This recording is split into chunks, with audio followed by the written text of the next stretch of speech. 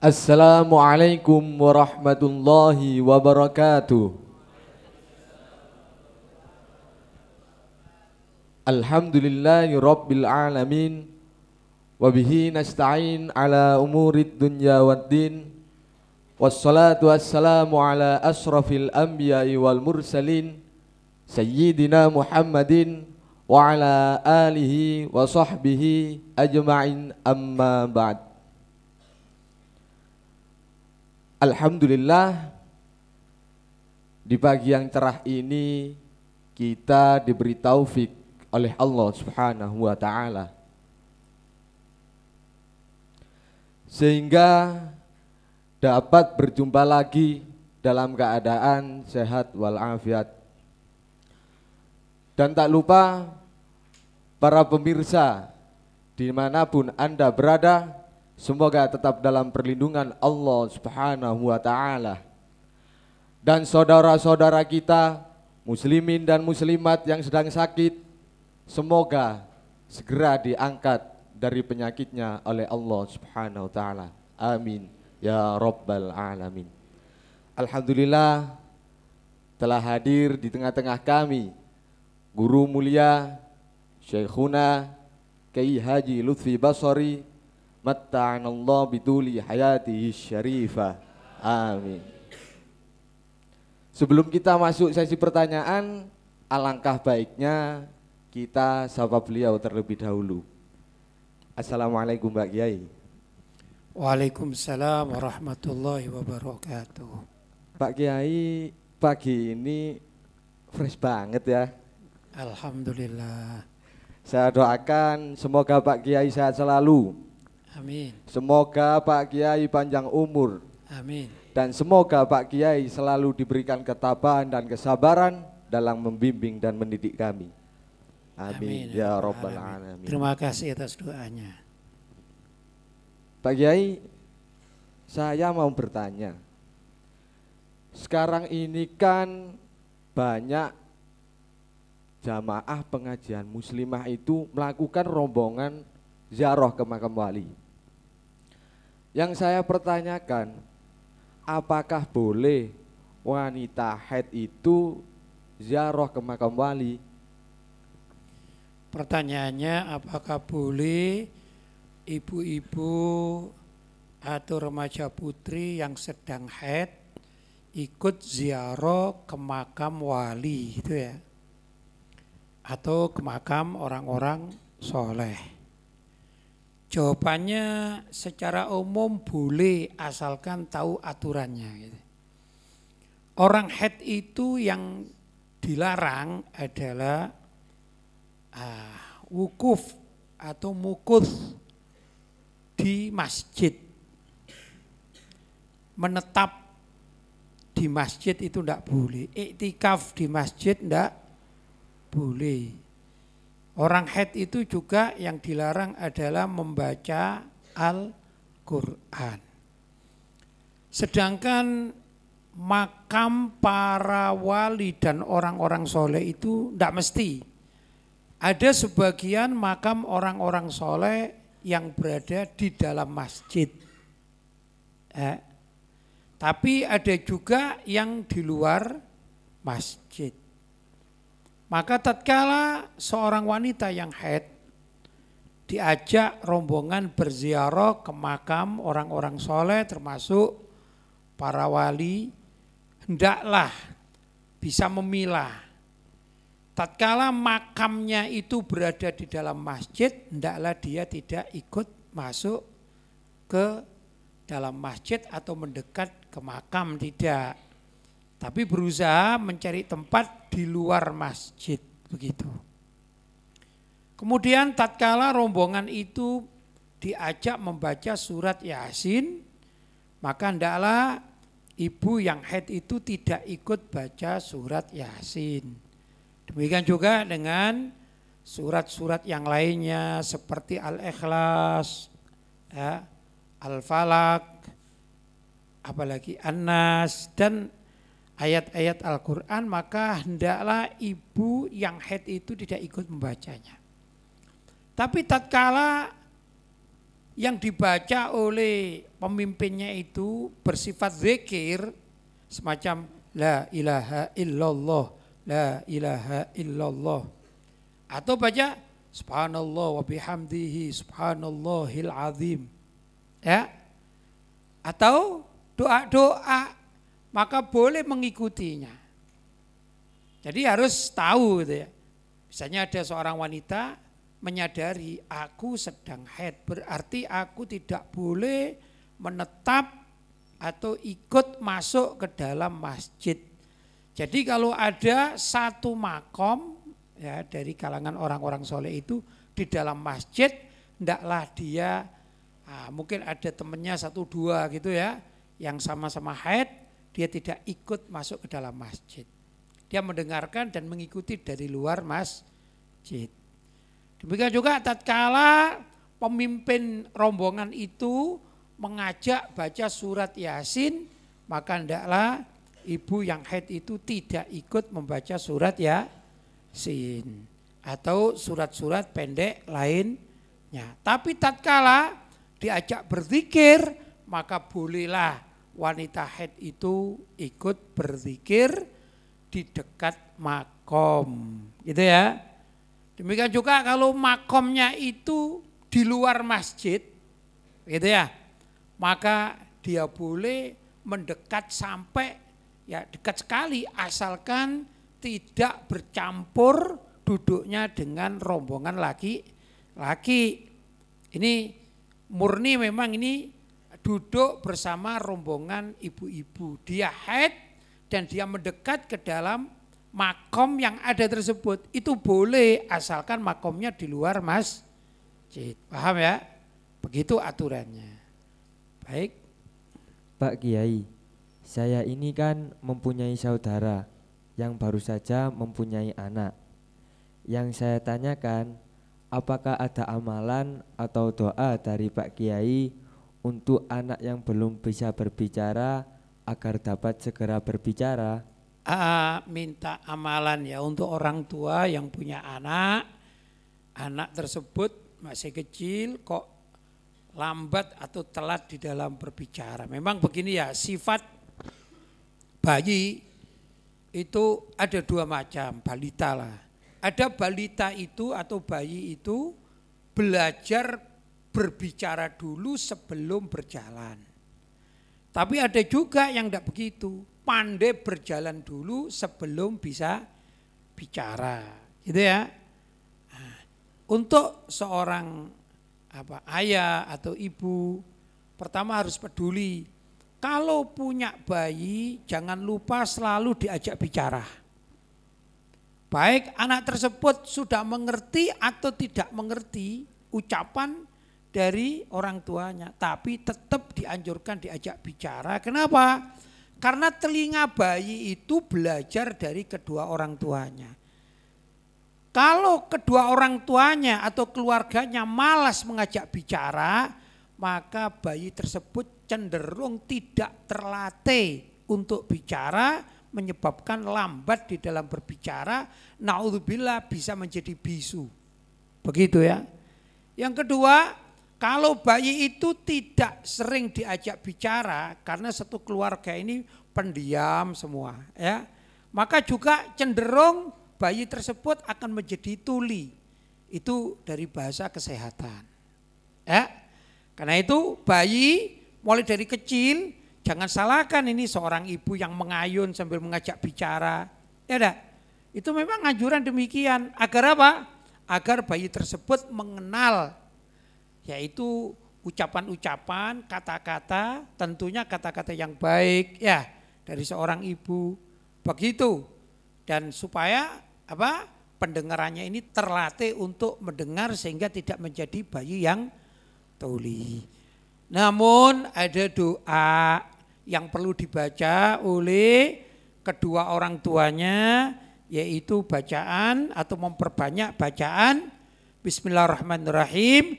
Subhana man 'allamal insan malam ya'lam. Ya. Subhana man 'allamal insana malam ya'lam. Begitu ya, ini doanya. Apa tadi? Coba diikuti. Subhana man 'allamal insan ma lam ya'lam. Nah, itu diperbanyak. Mudah-mudahan dengan doa ini Allah mempercepat bagi si anak tersebut untuk bisa berbicara. Artinya subhana maha suci man, yaitu Allah atau siapa di sini adalah Allah.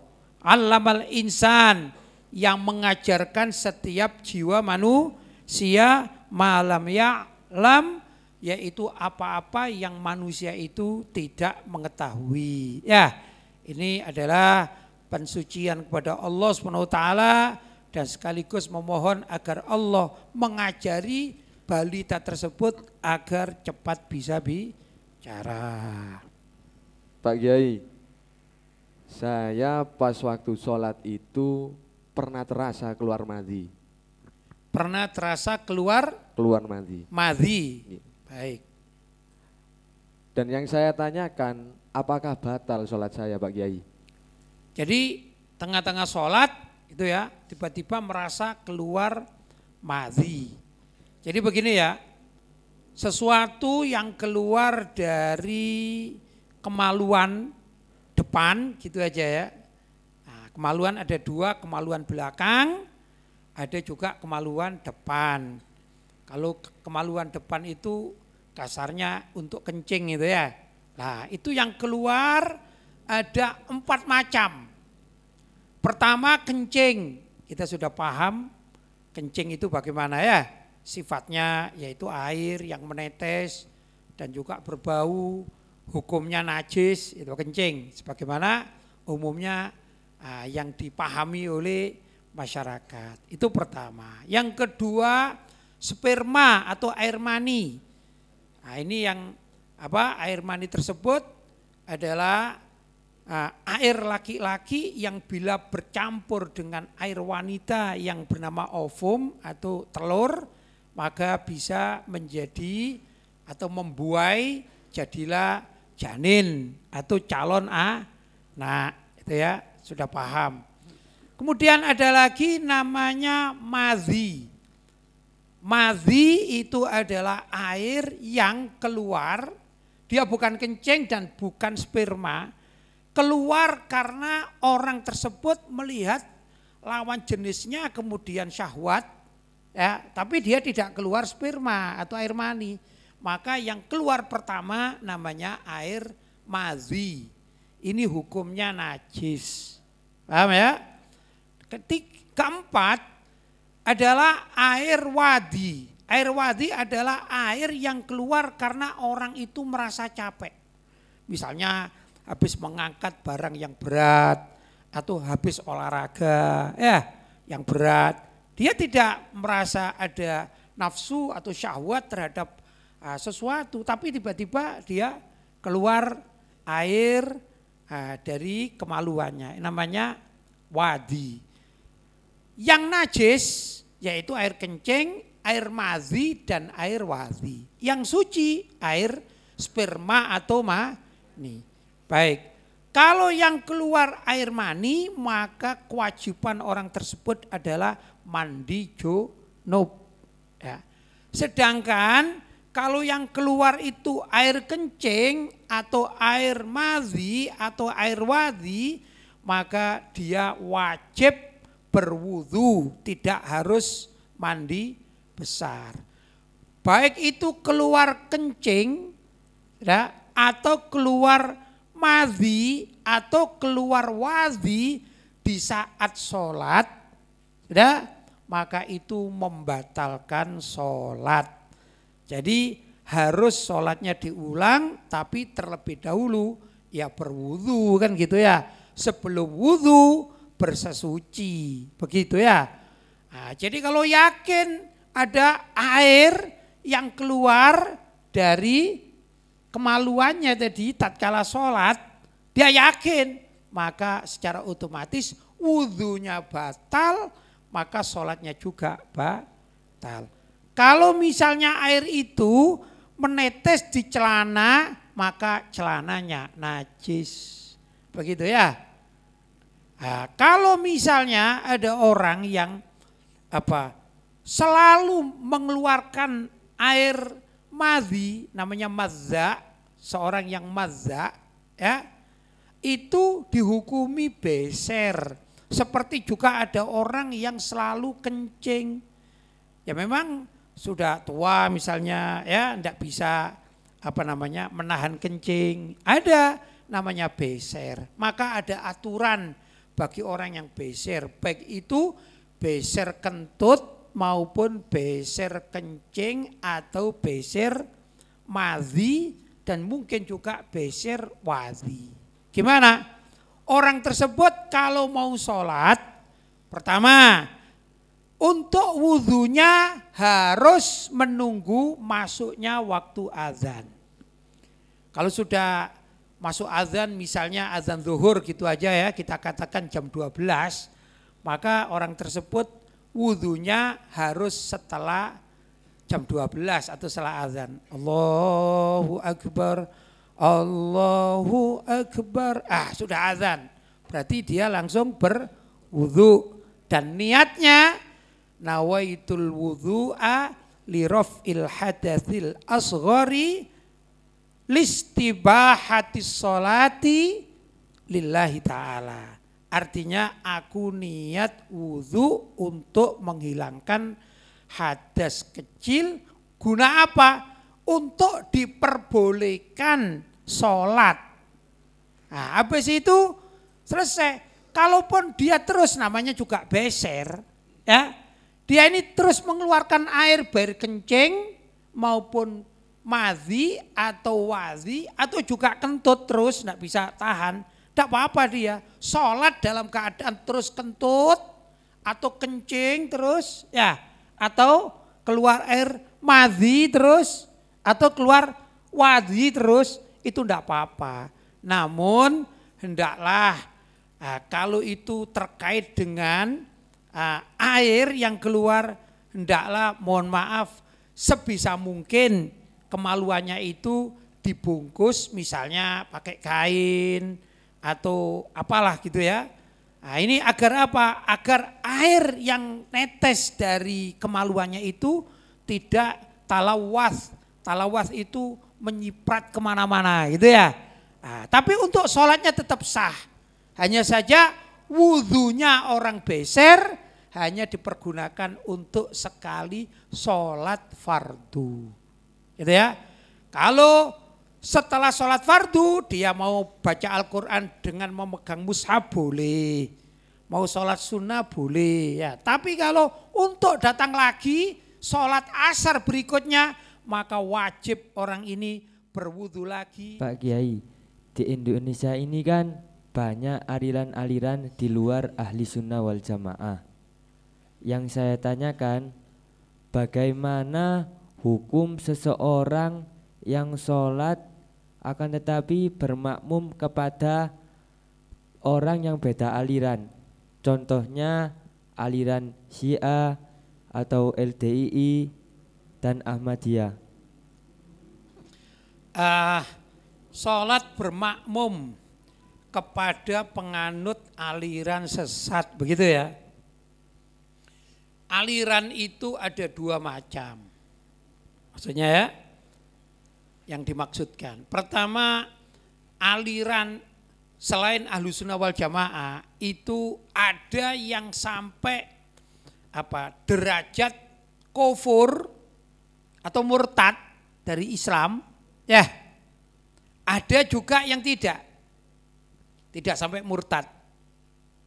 Maka kalau ada aliran yang tidak sampai murtad, tidak sampai kufur, tidak sampai syirik, tidak sampai ini ya, kita sebagai makmum boleh, tapi makruh.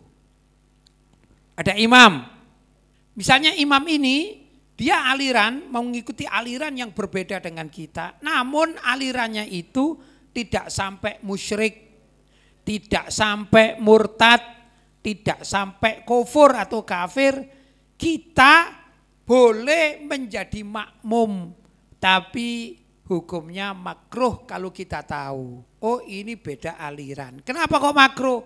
Karena kita sebagai makmum menjadi tidak tenang hati kita. Ya, bertanya-tanya.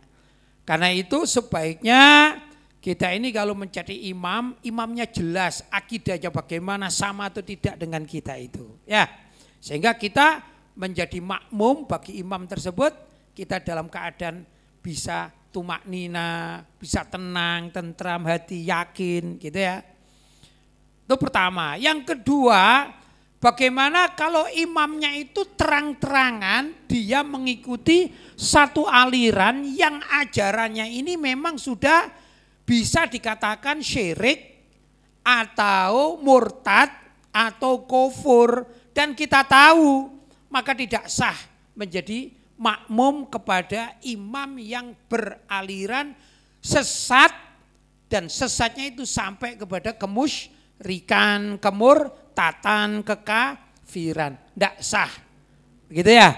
Karena itu ya ikhwan, kalau kita mau menjadi makmum bagi sholat berjamaah, kita harus pandai-pandai mencari imam, harus benar bagaimana akidah imam tersebut.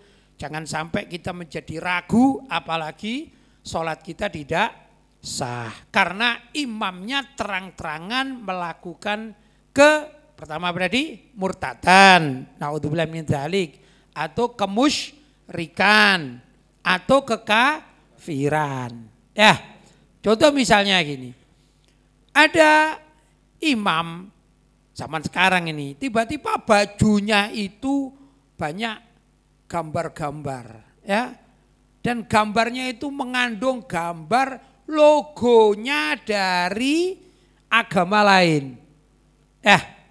Misalnya ada vihara, ini di tubuhnya, ini di bajunya ada gambar kelenteng, ada gambar salib, misalnya ya.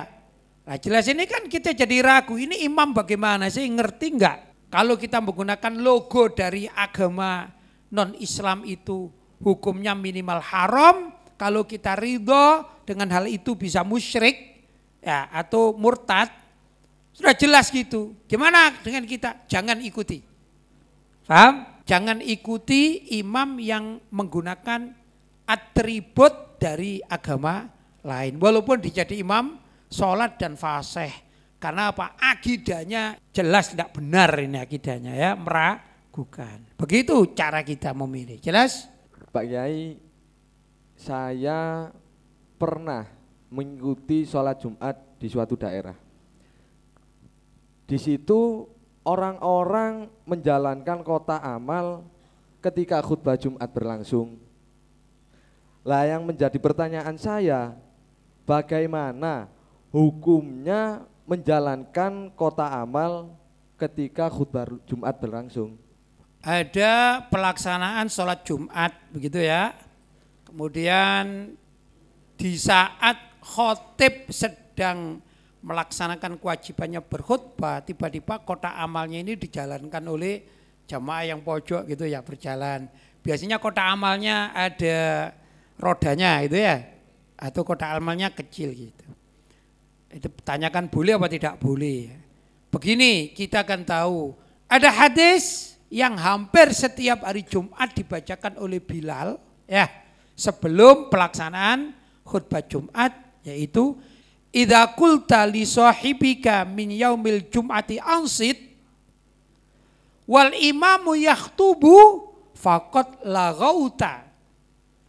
Idza qulta, apabila engkau mengatakan li sahibika, kepada temanmu sebelah kanan kirimu itu ya, min yaumil jum'ati, di saat hari Jumat, ansit, diamlah kamu, wal imamu yakhtubu, sedang imam itu dalam keadaan khutbah, faqad laghauta.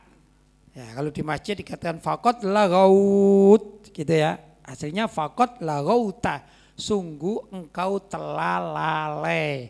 Maka kelalaianmu itu, padahal engkau hanya mengatakan mas jangan rame mas, tujuannya kan mengingatkan, itu loh khotibnya sedang berkhutbah, jangan rame ya, gitu ya. Itu di samping temanmu, teman dudukmu itu dia sudah lagho, dianggap lalai, dan kamu yang mengingatkan ini juga dianggap lagho, lalai, maka engkau tidak akan mendapatkan pahala sholat Jumat hari tersebut. Kan sayang kita, sudah datang jauh dari rumah, berjalan kaki, ya enggak? Nah, waktu kita kerja mestinya kerja, tapi kita harus ke masjid. Tapi kita tidak mendapatkan pahala dari sholat kita di masjid sedang Jumatan itu. Kenapa? Karena kita dinilai sebagai orang yang lagho. Demikian juga kalau kita berbuat sesuatu. Kalau zaman sekarang ini misalnya ada orang berangkat sholat Jumat membawa handphone. Nah ini kan musim zaman sekarang. Khotibnya sedang berkhutbah, kita main handphone. Entah itu baca WhatsApp, ya, baca Facebook atau apa gitu, game online, naudzubillah min dzalik, ya, maka itu termasuk yang tidak mendapatkan pahala sholat Jumat. Sebenarnya demikian juga tatkala kita sibuk untuk memasukkan sedekah kita ke kotak amal, kita sibuk sehingga pendengaran kita melupakan khotib yang sedang melaksanakan khutbahnya. Itu juga bisa dikategorikan sebagai orang yang lagho, naudzubillah min dzalik. Karena itu anjuran kepada takmir masjid. Jangan mengharapkan uang itu dapat banyak tapi menyalahi aturan syariat. Pertama, sediakan kotak amal di luar masjid, yaitu tatkala orang itu masuk ke dalam masjid langsung dia bisa berinfak, dan keluarnya juga bisa berinfak, terserah ya. Atau kalau memang menggunakan kotak amal yang berjalan, itu jalankan sebelum khotib berkhutbah. Kan ada waktu itu kan, duduk pertama gitu ya, langsung dijalankan begitu. Begitu sudah waktunya khotibnya untuk berkhutbah, maka dihentikan. Agar apa? Jamaahnya tidak dicatat sebagai orang yang lagho atau lalai. Begitu caranya ya. Jadi metodenya harus tahu bagi takmir masjid atau tempat-tempat yang dilaksanakan sholat Jumat. Paham ya? Baik. Pak Kiai, di zaman sekarang ini kan teknologi sudah maju. Hampir semua orang mempunyai handphone. Baik. Yang saya tanyakan, bagaimana hukum seseorang yang merekam video pada saat khotib sedang khutbah Jumat berlangsung?